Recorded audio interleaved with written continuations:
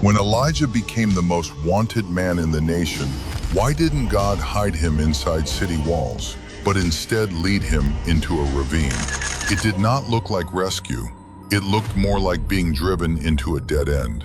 And yet that very place became the beginning of God's personal protection over his prophet. At that time, Elijah had become almost the most dangerous man in Israel, because in the name of the Lord, he declared that the heavens would be shut and no rain would fall, and then the rain truly stopped. The sky fell silent, the land cracked open, the rivers dried up, and crop after crop withered away. The whole nation was slowly being swallowed by famine and fear.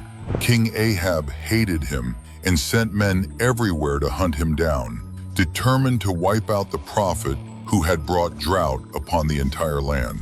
From a human point of view, the safest place at a time like that should have been behind high walls, inside a heavily guarded fortress, or at least somewhere with a gate strong enough to keep out soldiers and swords. But instead, God led Elijah to the brook Cherith, a desolate, hidden ravine that looked forgotten by the world.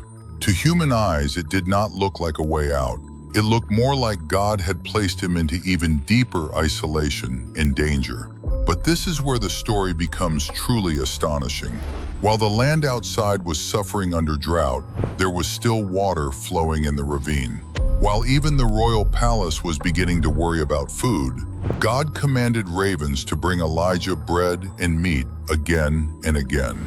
Those birds that normally live by instinct, thinking only of themselves and hardly ever sharing food, became, under the Creator's command, the prophet's daily provision.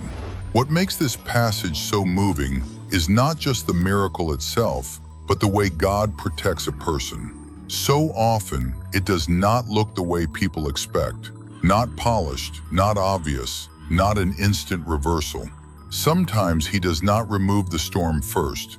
He hides you first. He does not always eliminate the enemy first. He keeps you alive in a place where no one else can find you. So if you are walking through a valley right now, do not be so quick to believe you have been abandoned. What looks like a dead end to you may actually be the very place where God is covering you, providing for you, and preparing you.